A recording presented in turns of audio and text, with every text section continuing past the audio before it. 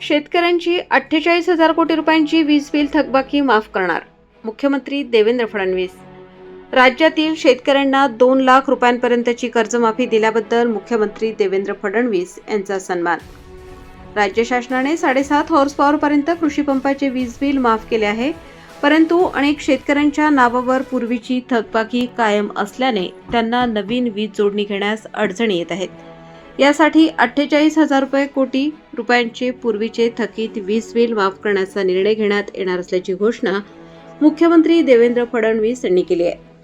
राज्यातील शेतकऱ्यांना 2 लाख रुपयांपर्यंतची कर्जमाफी दिल्याबद्दल शेतकऱ्यांच्या वतीने मुख्यमंत्री देवेंद्र फडणवीस यांचा तुलसीहार, विठ्ठल मूर्ती आणि बैलगाडीची प्रतिकृती भेट देऊन यशवंतराव चव्हाण सेंटर येथे सन्मान करण्यात आला. कृषी मंत्री दत्तात्रय भरणे यांचाही यावेळी सन्मान करण्यात आला. यावेळी आदिवासी विकास मंत्री डॉक्टर अशोक उईके, आमदार रवींद्र चव्हाण, प्रवीण दरेकर, रणधीर सावरकर, संजय कुटे, खासदार अनिल बोंडे तसेच राज्याच्या विविध भागातून आलेले शेतकरी बांधव मोठ्या संख्येने उपस्थित होते. मुख्यमंत्री देवेंद्र फडणवीस म्हणाले, राज्यातील 56 लाख शेतकऱ्यांना 36,585 कोटी रुपयांचा लाभ देणारी पुण्यश्लोक अहिल्यादेवी होळकर शेतकरी कर्जमुक्ती योजना जाहीर केली आहे. ज्योतिराव फुले शेतकरी कर्जमुक्ती योजनेत 50,000 रुपयांचा लाभ मिळालेल्या शेतकऱ्यांसाठी पुण्यश्लोक अहिल्यादेवी होळकर योजनेमध्ये 50,000 रुपयांचा लाभ देण्याची मर्यादा काढून टाकण्यात आली असून या शेतकऱ्यांना 2 लाखांपर्यंत कर्जमुक्तीचा लाभ मिळणार आहे. तसेच नियमित परतफेड करणाऱ्या शेतकऱ्यांसाठी 2026-2027 मध्ये कर्जाची उचल करून वेळेत परतफेड करण्याची अट सुद्धा रद्द करण्यात आली आहे. शाश्वत शेतीसाठी मोठ्या प्रमाणात गुंतवणूक. राज्य शासन शाश्वत शेतीसाठी मोठ्या प्रमाणात गुंतवणूक करत आहे. पीक कर्जमाफीसोबतच सिंचन प्रकल्प, जलसंचय, कोल्ड स्टोरेज, मूल्यवर्धन, प्रक्रिया उद्योग आणि बाजारपेठ जोडणी यासाठी राज्याने हजारो कोटी रुपयांची तरतूद केली आहे. पुढील काही वर्षात या गुंतवणुकीचा प्रत्यक्ष परिणाम शेतकऱ्यांच्या उत्पन्नावर दिसेल असा विश्वास मुख्यमंत्री फडणवीस यांनी व्यक्त केला. यासोबतच उच्च दर्जाची बियाणे, आधुनिक शेती तंत्रज्ञान, ड्रीप आणि स्प्रिंकलर सारख्या पाणी बचत पद्धती तसेच डिजिटल प्लॅटफॉर्मद्वारे थेट बाजारपेठेशी जोडणी यासाठी स्वतंत्र योजनांमधून अनुदान दिले जात आहे. देशाची अन्नसुरक्षा आणि आर्थिक स्थैर्य टिकवण्यासाठी कृषी क्षेत्रात सतत गुंतवणूक करणे ही राज्य शासनाची प्राथमिकता आहे, असेही मुख्यमंत्री देवेंद्र फडणवीस यांनी यावेळी सांगितले. नव्या तंत्रज्ञानाचा गावपातळीवर प्रसार.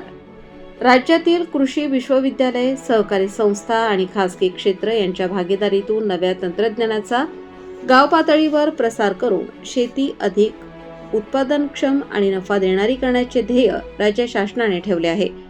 शेतकऱ्यांच्या उत्पन्नात किमान दुप्पट वाढ करण्यासाठी आगामी काळात आणखी काही महत्त्वाचे निर्णय घेतले जातील, असेही मुख्यमंत्री फडणवीस यांनी सांगितले.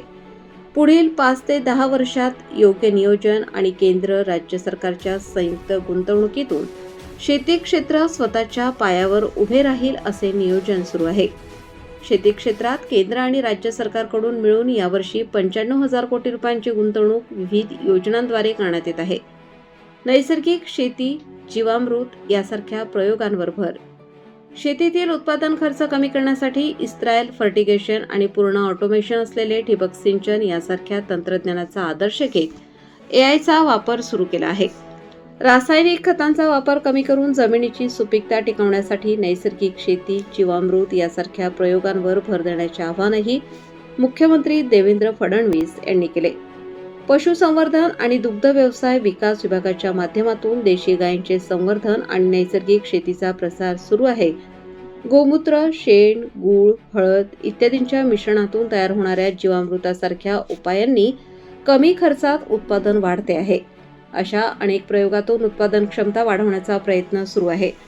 शेती क्षेत्रातही दीर्घकालीन बदल घडवण्याचा शासनाचा मानस आहे. महाराष्ट्राला दुष्काळमुक्त करण्यासाठी नदीजोड प्रकल्पाच्या माध्यमातून जलसाठा वाढवण्यात येत आहे.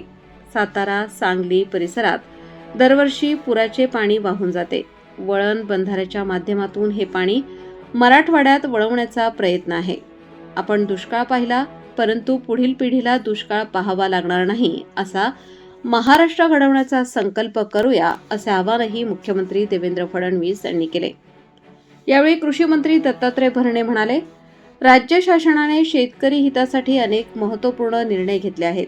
अतिवृष्टीत शेतकऱ्यांचे पीक, घरे आणि जनावरे वाहून गेल्यावर आपत्कालीन तातडीने मदत केली आहे. पुण्यश्लोक अहिल्यादेवी होळकर कर्जमुक्ती योजनेत 56 लाखांहून अधिक शेतकरी लाभार्थी ठरले आहेत. सुरुवातीची 36,585 कोटींची कर्जमुक्तीची तरतूद होती. आता ती 40,585 कोटी रुपयांपर्यंत वाढवण्यात आली आहे. डॉक्टर पंजाबराव देशमुख पीक कर्ज योजना, मुख्यमंत्री बळीराजा मोफत वीज योजना, पीएम किसान आणि नमो शेतकरी योजना यातून शेतकऱ्यांना हजारो कोटींची मदत देण्यात येत आहे. महिला शेतकरी सन्मान, AI धोरण, कृषी समृद्धी आणि पाणंद रस्ता या योजनेसारखे अनेक शेतकरी हिताचे निर्णय राज्य शासनाने घेतले आहेत, असेही त्यांनी यावेळी नमूद केले. चालू घडामोडींच्या अपडेट जाणून घेण्यासाठी आपल्या लोकप्रगती वार्ता चॅनलला सबस्क्राईब जरूर करा. बेल आयकॉनवर क्लिक करा आणि रहा अपडेट.